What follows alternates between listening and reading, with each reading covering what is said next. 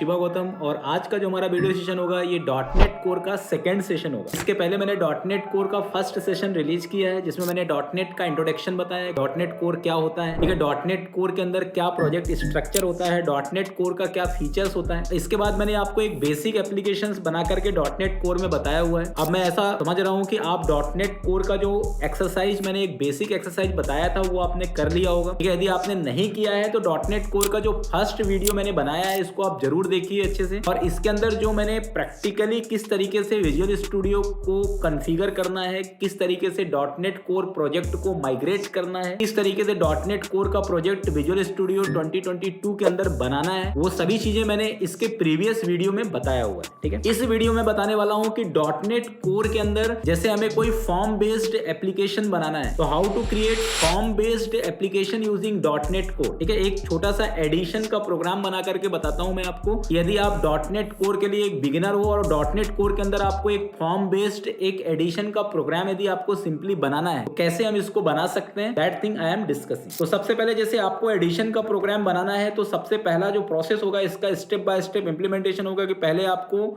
Dot net core project लेना पड़ेगा, dot net core का एक प्रोजेक्ट लेना पड़ेगा, डॉट नेट कोर प्रोजेक्ट आपको स्टार्ट करना पड़ेगा। फिर इसके बाद आपको ऐड कंट्रोलर, इसके बाद आपको कंट्रोलर ऐड करना पड़ेगा प्रोजेक्ट के अंदर, ठीक है। इसके बाद ऐड व्यू, आपको एक व्यू बनाना पड़ेगा, ठीक है। अभी मैं आपको मॉडल्स नहीं बता रहा हूँ, बिना मॉडल्स के बता रहा हूँ। इसके बाद add action method on controller, इसके बाद आपको कंट्रोलर में एक्शन मैथड बनाना पड़ेगा। एक्शन मैथड मतलब जब भी अपन किसी भी कंट्रोलर के अंदर कोई कोड लिखना है तो उस कोड को अपन क्या बोलते हैं, एक्शन मैथड बोलते हैं। मतलब कंट्रोलर में दो मैथड होता है, पहला मैथड क्या होगा, लोड मैथड होगा जो कंट्रोलर्स के अंदर व्यू को लोड करेगा, और दूसरा मेथड जैसे ही आपका व्यू लोड होगा तो व्यू के अंदर यदि आप कोई बटन को सबमिट करोगे तो वो किसके पास जाएगा, एक्शन मेथड के अंदर जाएगा। तो ये स्टेप्स हम स्टेप बाय स्टेप करते हैं, ये पूरा इंप्लीमेंटेशन, ठीक है। सबसे पहले हम विजुअल स्टूडियो में जाते हैं, विजुअल स्टूडियो 2022 आप यहाँ पे देख सकते हैं। विजुअल स्टूडियो का कम्युनिटी एडिशंस मैंने इंस्टॉल करके रखा है, ठीक है। इसके बाद क्रिएट अ न्यू प्रोजेक्ट में जाना है क्योंकि मैं आपको बिल्कुल नए तरीके से बता रहा हूँ। यदि आप फर्स्ट टाइमर हो तो पहले आप विजुअल स्टूडियो 2022 इंस्टॉल कर लीजिए और उसके अंदर डॉट नेट कोर जो आपका चेक बॉक्स आएगा एक्सटेंशन में उसको आप जरूर चेक करिए। इसके बाद आपको जाना है, यहाँ पे लिखना है डॉट नेट कोर, ठीक है। डॉट नेट कोर जैसे आप यहाँ पे लिखेंगे कोर, ठीक है, तो कोर जैसे आप लिखेंगे तो यहाँ पे ASP.NET कोर वेब ऐप, ये जो आपका एप्लीकेशन है इसको आपको सेलेक्ट करना है, इसको सेलेक्ट नहीं करना है आपको। ASP.NET core web app model view controller ऐसा लिखा हुआ आएगा, उसको ही आपको सेलेक्ट करना है। अब आप इसमें नेक्स्ट में जाइए, ठीक है। नेक्स्ट में जाने के बाद यहाँ पे आपको प्रोजेक्ट का कुछ भी नाम दे सकते हो, जैसे मैंने यहाँ पे दे दिया बेसिक प्रैक्टिस, ठीक है, बेसिक प्रैक्टिस करके मैंने यहाँ पे प्रोजेक्ट का नाम दे दिया। इसके बाद आपको कुछ भी क्लिक नहीं करना है, जैसा आपका डिफॉल्ट सेटिंग है उसी में जाना है। ये आपका सेव करने का, यदि आपको अपने डिजायर्ड लोकेशन में सेव करना है तो आप सेलेक्ट कर सकते हैं। फिर हमें जाना है नेक्स्ट के अंदर, ठीक है। अगेन क्लिक ऑन क्रिएट, ठीक है। जैसे हम यहाँ पे क्लिक करेंगे तो ऑटोमेटिकली डॉट नेट कोर का एक पूरा प्रोजेक्ट क्रिएट हो जाएगा आपके मशीन पे, ठीक है। This project has been created with all configurations, okay. यहाँ पे कंट्रोलर्स है, मॉडल्स है, व्यूज़ है। एक बार टेस्टिंग के लिए आप इस प्रोजेक्ट को चला करके जरूर देख सकते हैं। मैंने आपको फ्लो भी बताया था कि सबसे पहले आपका program.cs में आपका कोड एग्जीक्यूट होगा क्योंकि ये मेन मेथड है, और आपको पता होना चाहिए कि कोई भी एप्लीकेशन जो है स्टैंड अलोन एप्लीकेशन के लिए मेन मेथड आपका एंट्री पॉइंट फाइल की तरह काम करता है। यहाँ पर हम जाएंगे, यहाँ पर आपका app.map कंट्रोलर रूट करके मेथड होता है। इसके अंदर आपको जिस कंट्रोलर को आप फर्स्टली सेट करेंगे और जो भी एक्शन आप सेट करेंगे वही कंट्रोलर और एक्शन एग्जीक्यूट होगा। यहाँ पर क्या सेट है आपका, होम सेट है, इसलिए सबसे पहले होम चलेगा, ठीक है। डॉट नेट के अंदर सबसे खास बात ये होती है कि एक टेम्पलेटेड कंट्रोलर और टेम्पलेटेड व्यू, मतलब एक सैंपल कंट्रोलर और सैंपल व्यू पहले से बना के देता है, जिससे आपको यदि कभी डॉट नेट के अंदर ये पता करना है कि किस तरीके से कंट्रोलर बनाते हैं, किस तरीके से व्यू बनाते हैं, तो आप यहाँ से बना सकते हो। इसलिए हमेशा डॉट नेट के अंदर कोई सा भी एप्लीकेशन यदि आप लेते हैं तो उसमें एक डिफॉल्ट सैंपल कंट्रोलर को बना के दे रहा है, ठीक है। ये सैंपल कंट्रोलर है, होम कंट्रोलर। कंट्रोलर की बेटर अंडरस्टैंडेबिलिटी के लिए आप इसको समझ सकते हैं। हम इस सैंपल कंट्रोलर कुछ नहीं करेंगे क्योंकि हमारा जो टारगेट है वो है एडिशन का प्रोग्राम बनाना। तो हम इस कंट्रोलर्स में जाएंगे, यहाँ पे राइट क्लिक करेंगे, इस कंट्रोलर का नाम आप कुछ भी दे सकते हो, ठीक है। मैं यहाँ पर एम्प्टी कंट्रोलर सेलेक्ट कर रहा हूँ, यहाँ पर मैंने कंट्रोलर्स का नाम दे दिया एडिशन, कंट्रोलर्स का नाम क्या दे दिया, एडिशन, क्योंकि मुझे एडिशन का प्रोग्राम बनाना है, वो भी फॉर्म बेस्ड इनपुट के थ्रू। मैंने यहाँ पे सिंपल एडिशन कंट्रोलर दे दिया और इसको मैंने यहाँ पे ऐड कर दिया। ठीक है, कंट्रोलर आपका ऐड हो चुका है। इसके बाद फिर यहाँ पे राइट क्लिक किया, कंट्रोलर के अंदर के मेथड पे राइट क्लिक करना है, यहाँ से व्यू ऐड करना है। कौन सा व्यू ऐड करना है, ठीक है, मैंने यहाँ पे रेजर व्यू कर दिया। यहाँ पे रेजर व्यू एम्प्टी भी ले सकते हो आप, मैंने यहाँ पे रेजर व्यू एम्प्टी ले लिया क्योंकि मुझे कुछ भी अलग से कुछ इंप्लीमेंटेशन नहीं करना है। इसका नाम दे दिया मैंने index.cshtml, ये एक नॉर्मल व्यू रहेगा।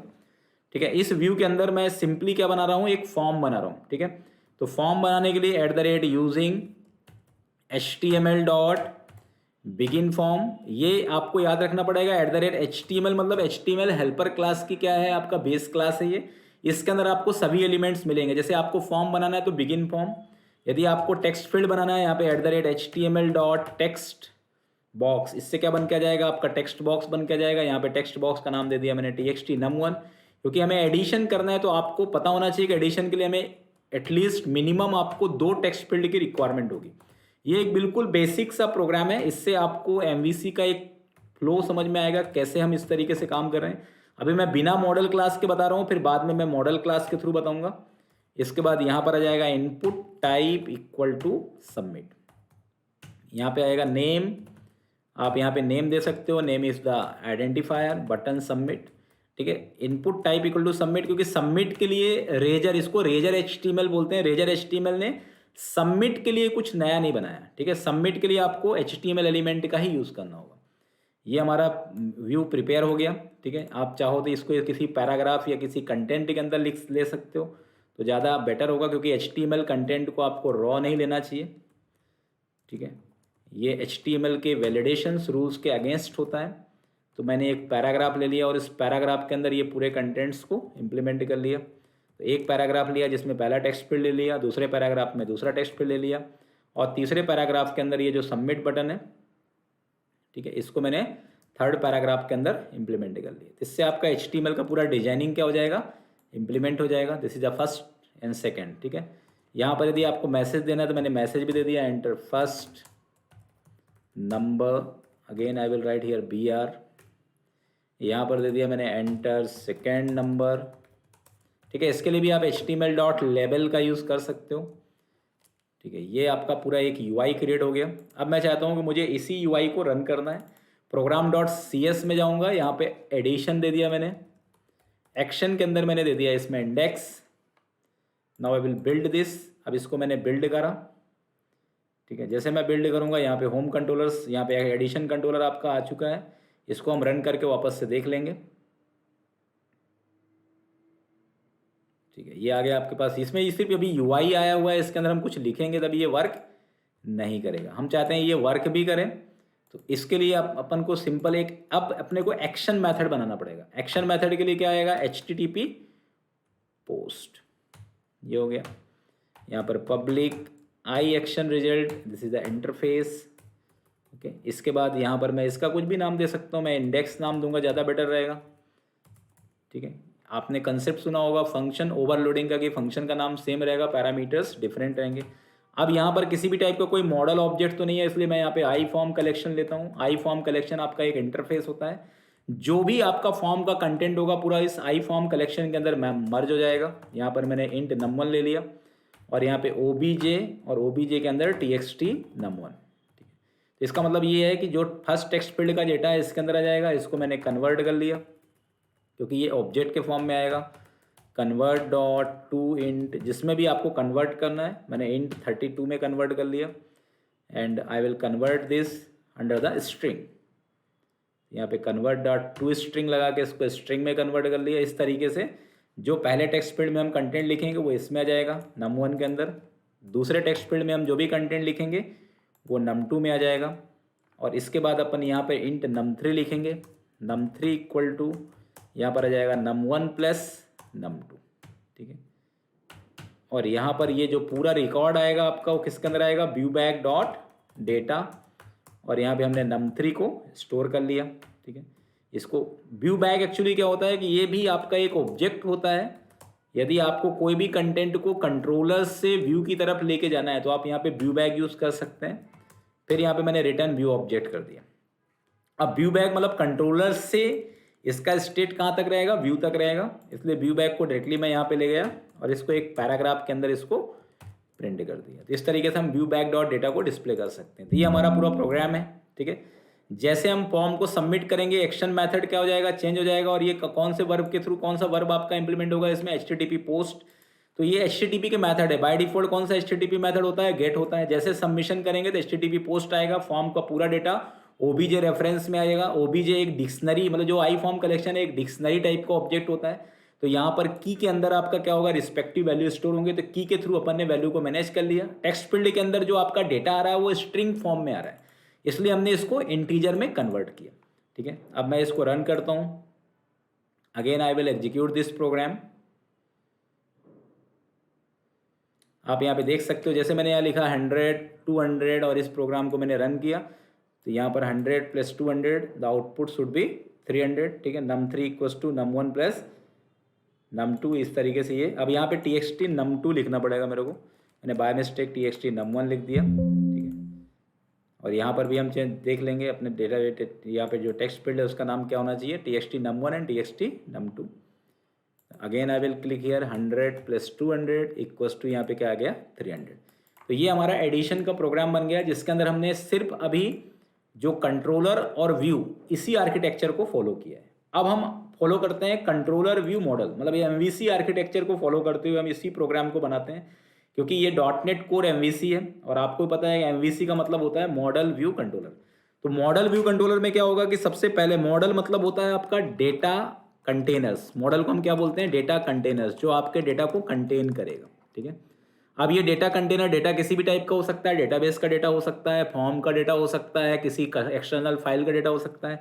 कंट्रोलर जो होता है ये इंटरमीडिएट होता है, मतलब कंट्रोलर जैसे आप फर्स्ट टाइम जब भी आप किसी भी एप्लीकेशन को क्लिक करोगे, लोड करोगे, पहले कंट्रोलर लोड होगा। और कंट्रोलर किससे कनेक्ट होगा, आपका मॉडल से कनेक्ट हो सकता है, ठीक है। कंट्रोलर किससे कनेक्ट होगा, आपका व्यू से कनेक्ट होगा। व्यू मतलब होता है UI, यूजर इंटरफेस। तो controller is the first layer of MVC that is used to load the view and models, ठीक है। मॉडल्स और व्यू के बीच में कम्युनिकेशन का काम करता है। कंट्रोलर के अंदर एक क्लास है, तो क्लास के अंदर अपन कोड भी लिख सकते हैं। तो इसको अपन ये भी बोल सकते हैं कि जो हमारे प्रोग्राम कोड, जो बिजनेस कोड होता है प्रोग्राम का, वो भी अपन कंट्रोलर के अंदर लिख सकते हैं। तो मॉडल व्यू, अब आपके दिमाग में आएगा जब सबसे पहले कंट्रोलर चलता है तो अपन को इसको कंट्रोलर व्यू मॉडल बोलना चाहिए, पर मॉडल व्यू कंट्रोलर बोलते हैं। तो इसका अप्रोच एक्चुअली, क्योंकि सबसे इंपॉर्टेंट लेयर क्या होता है, आपका डेटा लेयर होता है, तो वो मॉडल है। उसके बाद फिर कौन सा लेयर होता है, आपका व्यू लेयर होता है। इसके बाद फिर लास्ट में क्या होता है, कंट्रोलर लेयर। तो वर्किंग किस हिसाब से कि पहले आपका मॉडल लेयर होगा, मतलब पहले डेटा फिल होगा, उसके बाद उसको रिप्रेजेंट कौन करेगा, दिखेगा क्या, व्यू में, और उसके बाद उसको मैनेज कौन करेगा, कंट्रोलर। लेकिन यदि आप देखा जाए तो जो फ्लो होता है, पहले C होता है, फिर V होता है, फिर M होता है। तो MVC आपका एक 3 लेयर आर्किटेक्चर है, मतलब 3 अलग अलग लेयर में हमने अपने प्रोजेक्ट के कोड को डिवाइड कर दिया। प्रोजेक्ट के कोड को आप जितना ज़्यादा डिवाइड करोगे उतना परफॉर्मेंस क्या होगा, बेटर होगा। इसलिए MVC के अंदर पहले क्या होगा, कंट्रोलर होगा, और अब अपन एक क्लास एक्स्ट्रा और बनाएंगे, मॉडल क्लास। तो इसका स्टेप प्रैक्टिकल इंप्लीमेंटेशन क्या होगा, पहले क्रिएट कंट्रोलर। पहला स्टेप क्या होगा, आपको एक कंट्रोलर बनाना पड़ेगा, ठीक है। सेकंड नंबर पे आपको क्रिएट मॉडल। अब मॉडल के लिए मॉडल क्लास बनाओ। मॉडल कुछ भी नहीं है, एक नॉर्मल क्लास है जिसके अंदर गेटर सेटर प्रॉपर्टीज होते हैं, ठीक है। क्रिएट मॉडल, ठीक है। क्रिएट मॉडल के बाद थर्ड नंबर पे क्या आएगा, आपका मॉडल बना लिया अपन ने, फिर create view and bind model, ठीक है। इसके बाद अपन व्यू बनाएंगे और मॉडल को क्या करेंगे, इसके अंदर बाइंड करेंगे। देखो इसको कैसे अपन स्टेप बाय स्टेप करते हैं। ये है MVC अप्रोच, और यही अप्रोच अपने को मैनेज करना है। तो इसके लिए हम प्रोग्राम ले लेते हैं। जैसे मैं एडिशन का प्रोग्राम लिया, एक सिंपल इंटरेस्ट का प्रोग्राम ले लेता हूँ कि सिंपल इंटरेस्ट कैलकुलेट करना है। तो सबसे पहले मैं कंट्रोलर्स में जाऊंगा, यहाँ पे ऐड करूंगा। एक कंट्रोलर मैंने ऐड किया, इस कंट्रोलर का नाम दे दिया MVC कंट्रोलर, एम्प्टी कंट्रोलर ही होगा। यहाँ पर इस कंट्रोलर का नाम दे दिया मैंने SI, controller name is SI controller .cs, ठीक है। ये बना दिया मैंने इसके अंदर। कंट्रोलर बनाने के बाद फिर नेक्स्ट स्टेप में कहाँ पे जाऊँगा, मैं मॉडल्स में जाऊँगा। यहाँ पे मैं मॉडल्स में गया, ऐड में गया, और यहाँ पे एक न्यू आइटम लिया। मॉडल का नाम मैं कुछ भी दे दिया, SI.cs दे दिया मैंने इसका नाम, ठीक है। इसके अंदर मैं प्रॉपर्टीज़ बना देता हूँ। यहाँ पर मैंने दे दिया pub private float P private float R and private float T, okay. And now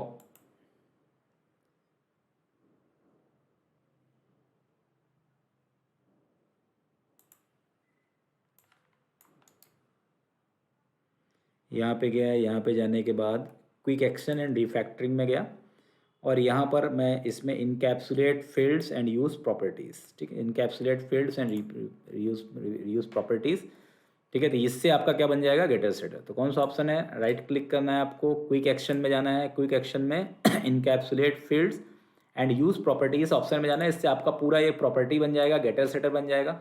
तो model is a class that contain getters and setters, ठीक है। ये शॉर्टकट के थ्रू जनरेट हो गया। तो बहुत सिंपल है, पहले स्टेप में कंट्रोलर बनाया, दूसरे स्टेप में मैंने क्या बना दिया, मॉडल बना दिया। अब मैं व्यू बनाता हूँ, ऐड व्यू करूँगा। ऐड व्यू के अंदर मैं रेजर व्यू में जाऊँगा। इस बार मैं आपको शॉर्टकट भी बताता हूँ।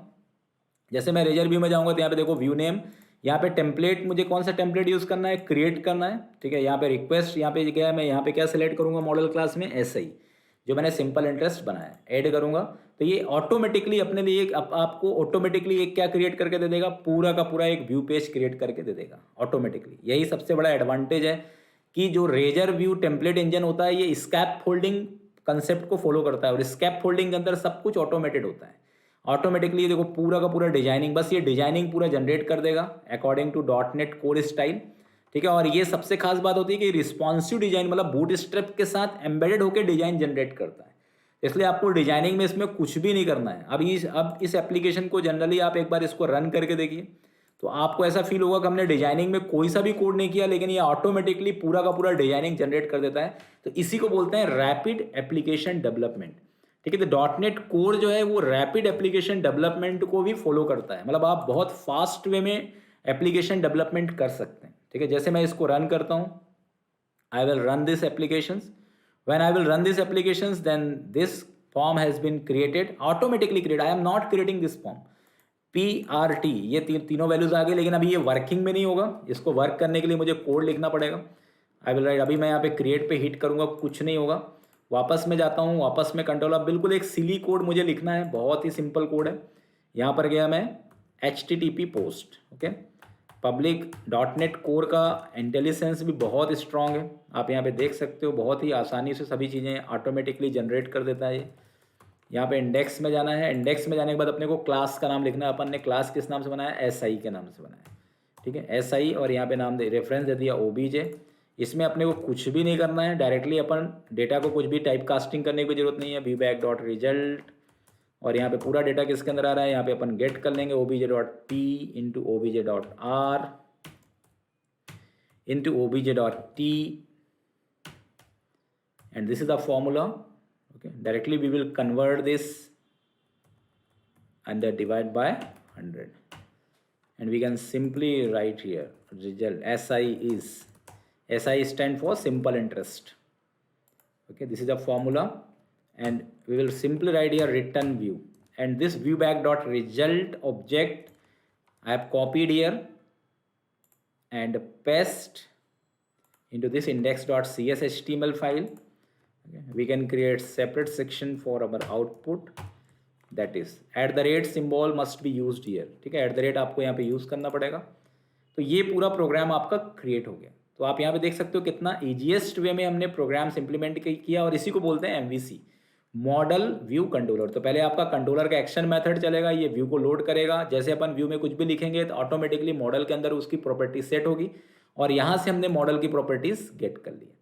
तो ये हमारा पूरा MVC आर्किटेक्चर है। अब इसको मैं एक बार आपको प्रैक्टिकली चला करके भी दिखाता हूँ कि यहाँ पर हमने सिंपल इंटरेस्ट के अंदर वैल्यूज दिया, क्रिएट किया, यहाँ पर आपको आउटपुट मिल गया, ओके। तो this is a model view controller concept, और इस तरीके से आपका .NET कोर का MVC अप्रोच क्या है, वर्क कर, ठीक है। तब आगे वाले सेशन में मैं कुछ और आपको कुछ इंप्लीमेंटेशंस करके दिखाऊंगा, ठीक है, कुछ डेटाबेस ऑपरेशंस भी करके दिखाऊंगा। Thank you.